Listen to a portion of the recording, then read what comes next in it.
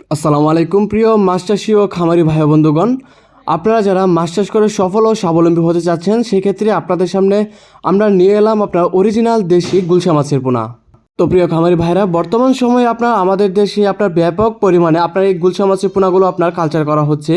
তো এই মাছের পোনাগুলো আপনার দুইটি প্রকারে চাষ করা যায়। যেরকম আপনার রয়েছে আপনার এই দেশি গুলশা মাছের পোনাগুলো আপনার এককভাবে চাষ করতে পারবেন অথবা মিশ্রভাবে চাষ করতে পারবেন। তবে মিশ্রভাবে অনেক সময় দেখা যায় যে আপনার মিশ্রভাবে চাষের ক্ষেত্রে অনেক সময় ভালো হয়ে থাকে, বেশি ফলাফল। তো আপনার অনেক সময় দেখা যায় যে আপনার মাছের পোনাগুলো অক্সিজেন ফিল্ড হয়ে থাকে, কিন্তু আপনার এই গুলশা মাছের পোনাগুলো আপনার অক্সিজেন ফিল্ড হয় না। আপনার যত গণত্রী চাষ করেন না কেন আপনার এই গুলশা মাছের পোনাগুলো অক্সিজেন ফিল্ড হয়ে থাকে না।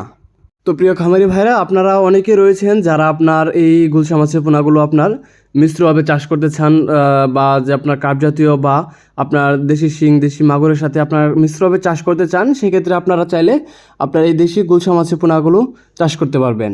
সেক্ষেত্রে আপনার কিছু পরিমাণ, আপনার অল্প পরিমাণ করে আপনার চাষ করতে হবে। আবার অনেকেই চায় যে আপনার তারা বাইং মাছ, বর্তমানে যে মাছটা রয়েছে আপনার তারা বাইং মাছের সাথে আপনার অনেকে রয়েছে আপনার মিশ্রভাবে চাষ করতে চাই। তো তারাও চাইলে আপনারা এই তারা বাইং মাছের পোনার সাথে আপনার এই গুলশা মাছের পোনাগুলো আপনারা মিশ্রভাবে চাষ করতে পারবেন। তো প্রিয় খামারি ভাইরা, আপনার বর্তমান সময়ে আপনার বাজারে আপনার এই গুলশা মাছের পোনাগুলো ব্যাপক চাহিদা রয়েছে।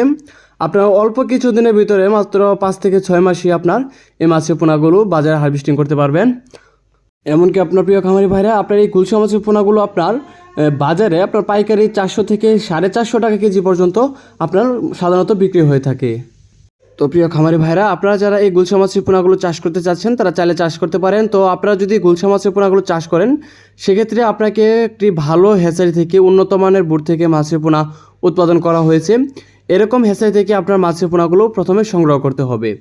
তো এগুলো সংগ্রহ করার পর আপনার পুকুরে যখন মজুত করবেন একটা বিষয় খেয়াল রাখবেন যে আপনার যখন পুকুরে পোনাগুলো মজুত করবেন সেক্ষেত্রে আপনার যেন কোনো রাক্ষসীয় মাছ না থাকে।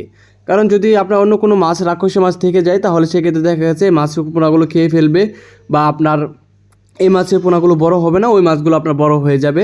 এতে করে দেখা যাবে আপনার এই মাছের পোনাগুলো খাবারও পাবে না। তো এই বিষয়টা অবশ্যই খেয়াল রাখবেন যাতে করে আপনার কোনো রাক্ষসীয় মাছ পুকুরে না থাকে।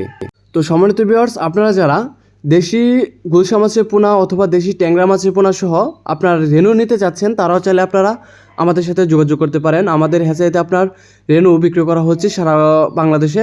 আপনারা রেনু অথবা পোনা নিতে এখনই আপনারা আমাদের ভিডিও স্ক্রিনে থাকা নাম্বারে যোগাযোগ করতে পারেন, অথবা আপনারা যারা আমাদের হ্যাচারি থেকে সরাসরি আইসাও নিয়ে যেতে চান তারাও চাইলে আপনারা ফোনের কলের মাধ্যমে সরাসরি বিস্তারিত জেনে আমাদের হ্যাচারি থেকে এসেও আপনারা এই ধরনের রেনু অথবা পোনা আপনারা আমাদের কাছ থেকে নিতে পারবেন। তো সম্মানিত ভিউয়ার্স, আজকের ভিডিওটি এ পর্যন্তই। আসসালামু আলাইকুম।